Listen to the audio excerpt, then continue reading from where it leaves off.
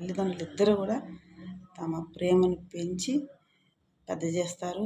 అలాగే తోడబుట్టిన వాళ్ళతో కలిసిమెలిసి ఆడుకుంటూ పెరిగి పెద్దవుతారు. వీళ్ళందరినీ మర్చిపోయి ఏదో చిన్న చిన్న విషయాలకి చిన్న చిన్న ప్రాబ్లమ్స్ని ఫేస్ చేయలేక అర్ధాంతరంగా జీవితాన్ని ముగించుకుంటున్నారు చాలామంది.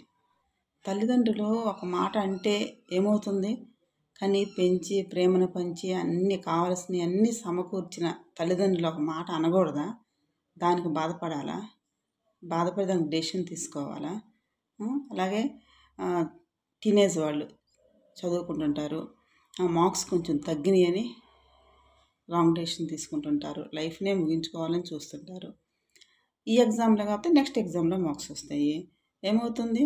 ఆ కాన్ఫిడెన్స్ వాళ్ళల్లో నెలకొల్పాల్సిన బాధ్యత పేరెంట్స్ మీద ఉంటుంది, టీచర్స్ మీద ఉంటుంది. వాళ్ళని ప్రెజర్ చేయకూడదు. ప్రెజర్లో వాళ్ళు ఏం డెసిషన్ తీసుకుంటున్నారో కూడా వాళ్ళకి తెలియదు అన్నమాట.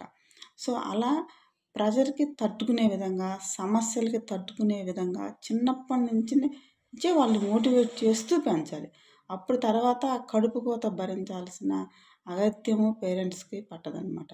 అలాగే కొంతమంది ఉంటారు, అప్పులేని అని, పరువు పోయిందని, చిన్న చిన్న విషయాలు మనకు అనిపించవచ్చు, వాళ్ళకి ఆ సమయంలో చాలా పెద్ద విషయాలుగా అవి కనిపిస్తాయి అన్నమాట.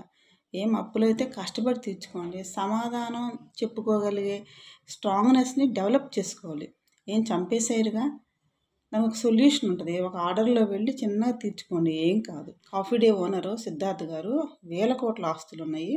ఏదో ఈడీ ఒక 500 కోట్లు 1 వీక్లో ఫైన్ ఏదో వేసి 1 వీక్లో కట్టాల్సి వస్తే పరువు పోయిద్ది కట్టలేకపోతే అని కట్టలేక కావేరీ నదిలో దూకి ఆత్మహత్య చేసుకున్నాడు.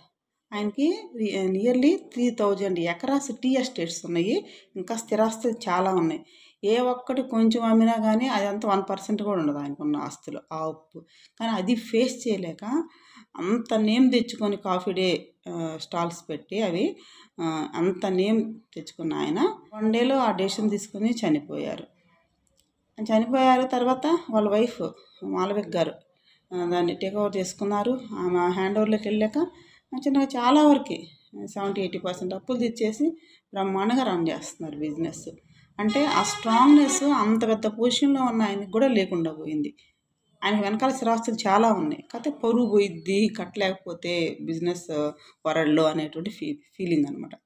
పరువు ఎవరికి ఉంటుంది? పరువు ఎవరి చరిత్ర చూసినా ఏమున్నది గర్వకారణం అన్నట్టు సిసి గారు అన్నట్టు, ఎవరిని చూసినా వెనకాల ఏదో ఒక ఇష్యూ జరిగే ఉంటుంది ప్రతి